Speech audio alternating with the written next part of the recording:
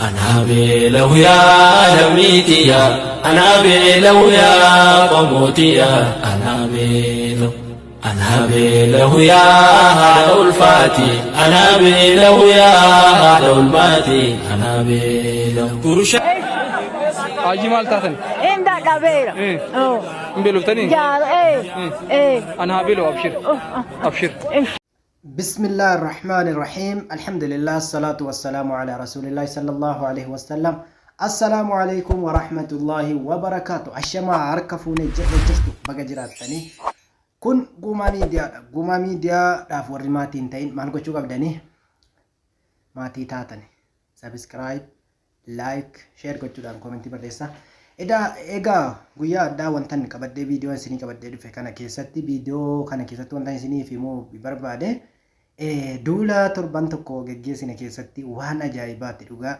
waan garaa nama nyaatu ummata keenya beela keessa jiru keessaa baasuudhaaf wallaahi waa lama hin dagaddoon isin hundinuu warra waata ilaaltanii jirtan waa itti gammaddan qabdanii adeemsa deemne sana keessatti waa lama hin dagaddo maaliif haadha mucaa haadha Jaafarii fi haadha Eebbo jarri kan haadha Eebbo silaa nama ajaa'iba haati mucaan Jaafarii aannan isaarraa kuteetii ummata beela'e kanaaf ummata buqqa'e kanaaf waan qaban yerootti jarri kennan baay'ee itti gammannee jechuudha. Haati Eebbo immoo biyya Itoophiyaa keessa ta'anii biyya cinqii sana keessa ta'anii mucaa isaanii ni beektanii irra caalaa dhaqaatii jajjabeessa achi ta'anii waan mucaa sanaaf tajaajilurra lammiin koo beelofti dhugaa ajaa'iba natti ta'e garaan na dadhabe. Wallaa ummata waan qabu kutee darbatu ummata waan qabu irraa duuban deebine isinan arge iddoo galatoomaa. Egaa akkuma beekamu yeroo darbe ummata keenya baalee gargaarree kaanee yeroo jalqabaatiif warri yuutuubaroota walii galee ummata keenya baalee gargaaree beela irraa yeroo inni baasee ka'utti gara Wallaggaatti immoo ammas marsaa lammaffaa maallaqni walitti qabamaa jira. Ummata isin gargaartan kana yeroo ilaaltanii jettan dhugaa garaan nama gubata. Viidiyoo isaallee isinii qabaddeen dhufee jira. Hanga xumuraatti nu wajjiniin ta'a. Maarree ummata kan keenya yuutuubaroota dhugaa tokkummaan keessan baay'ee natti tole. Baay'een itti gammade. Nuuf jiraadha. Bakka yaaddan ga'a. Isin nama muraasa taatanii ijoollee keessattuu ijoolleen kan na ajaa'ibe yuutuubaroonni keessan 1,000 yookiin 2,000 hammallee 5,000 gadi warri nu keessatti hirmaatee jedhe bifa gaariidhaan akkasii tokkummaadhaan deemtani wallaahi rabbi yuutuubii keessan isinii haa guddisu bakka yaaddan warri kaane maquma qofite nama baay'eellee taasifamne nama baay'eellee ilaalle kanaafuu ulfaadhaa galatoomaa ijoollee reef lafaa dhufaa jirtu kana ni guddattan duraan illee baalee irratti illee isinumatti iyyuu ija nu jabeesse ammallee irratti hojjettanii waan qabdan irraa hiixattanii daa'imni aannan isaarraa isin immoo qibaatii keenya irraa kunne kennina jechuudhaan utuu hin qabaatin utuu rakkinni meeqa isinitti jiru haadhaaf abbaa kanaafuu haadhaaf abbaa kootii irraa waanan ergurraa kuteetan kenna jechuudhaan waan qabdan kuttanii akkachitti ummata keenya gargaaraa turtan hedduu galatoomaa hedduu isiniin boonnee jirra nuuf ulfaadhaa. Ummata keenya wallaahi waan jennee isin galateeffannu hin qabnu galanni keessan bilisummaa ta'u rakkinni har'aa achitti dhaabbatu buqqaatiin ummata keenya rakkoo bakka adda addaa irratti ummata keenya miidhu hundisaa rabbiin ga'a nuuna jedhu isiniin jedha.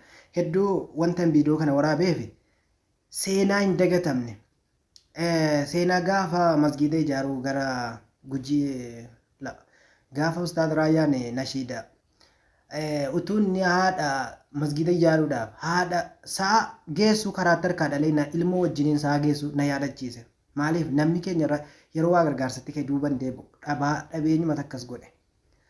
Keessattuu Jaafar mucaan haati Jaafar aannan isaarraa yeroo isaan kutanii akkasitti yeroo meeqarra deebi'anii niyyatanii jedhan dhugaa garaan na dadhabe. Haati Eebbo mucaa achitti kanaadha Eebboo ni beektanii. Rabbuunti afajjisuu fi rabbi umurii isin dheeressu kan keessan egaa warri kaan akkas jennee himuun baay'ee nama rakkisa.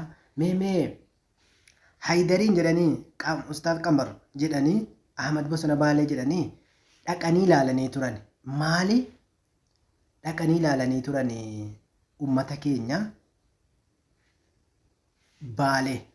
Mee ummata isin gargaartan nama akkamiiti yeroo duraa keessa dhugaa ummanni duraan maallaqa galchitanii jettan ummata akkamii beela akkamii keessaa nama baaftan wallahi umurii dheeradha riskii rabbi isinitti taabanu ammallee ulfaadhaa isiniin jechuu barbaada mee فيديو قبابا وجمان ilaallee adeebinu as gubbaa kanarratti isin maxxansa.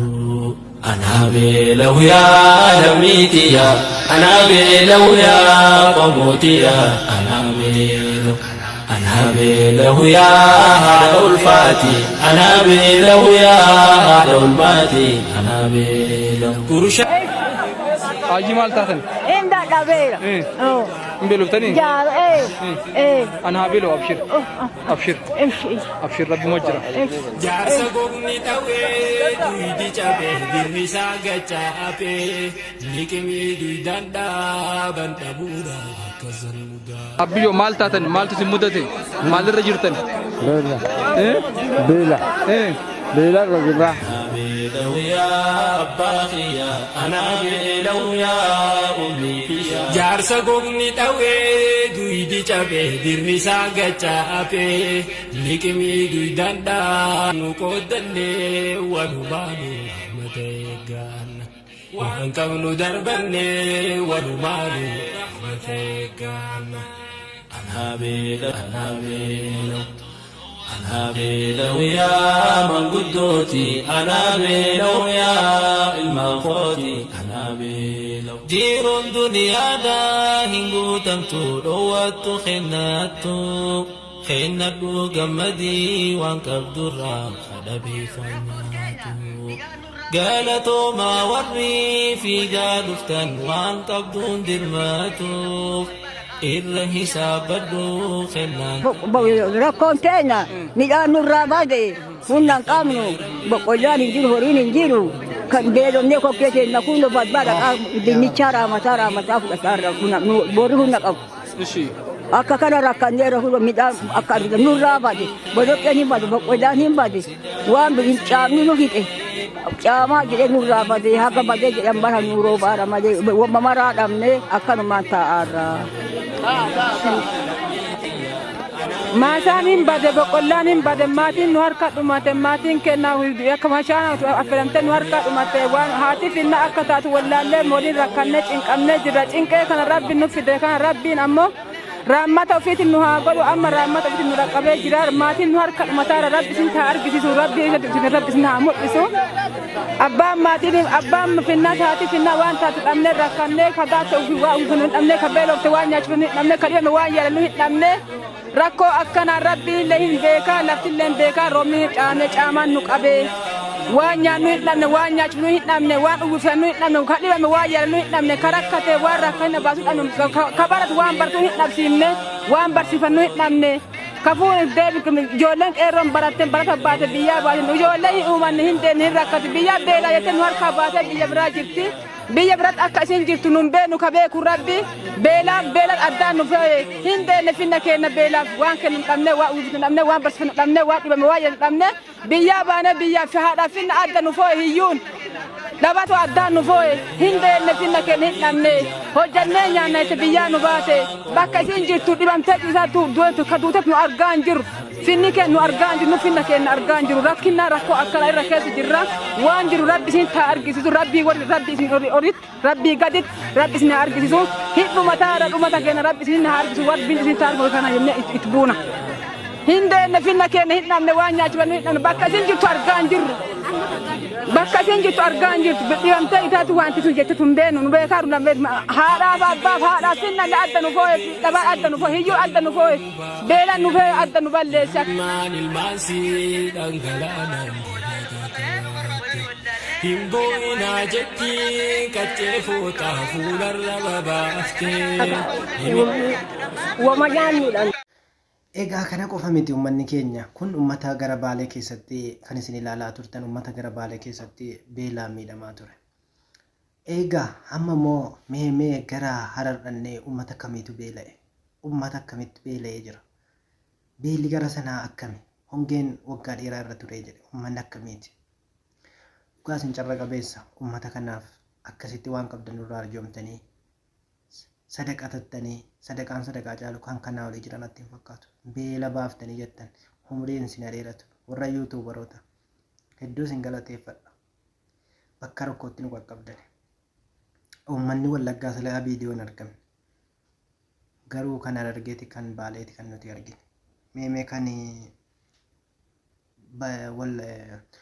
kan eenyu ilaallu kan Harar Injinar Abdurrahmaan Munashiid Najjaash Shiyaamiin biroo yeroo isaan nyaata kennan gargaarsa baranaa lammii irratti isinillee bifa gaariin qooda keessaa baattaniitu.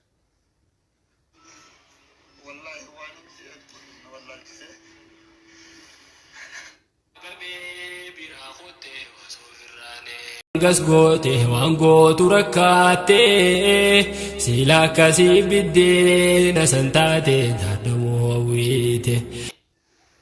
Asirratti wanti isiniin jedhan gaafa Abdurrahmaan Injineer dhaqanii ilaalanii jedhan viidiyoo waraaban maal jedhan adaraa nyaata sana keessa isaanii imaana jala ilaala adaraa du'aa'uma keessaniin akkana hin daganne qabeenya miti bar du'aa'ii isinitti dhaammata. laa ilaaha illallah. Ankooti ana beelaw yaa gara beelawee beelaan oolu waan nyaatu rakkatu beelawee rakkatee cinqii arku beelti obsuun taatu aanoo tanaan argee eessaan hiree kan garaan na nyaatu nama sa'aa keenyaa rakkoo seenee abaar nubbuunaani. Hongeen beelaa hamtuu hadirmannu gamaa gamanaani harka diriirfannee lammii teenya baraarra jiruuni harka diriirfannee lammii teenya baraarra jiruuni. Anaa beelawu yaa lammiitiya anaa beelawu yaa qomootiya anaa beelawu.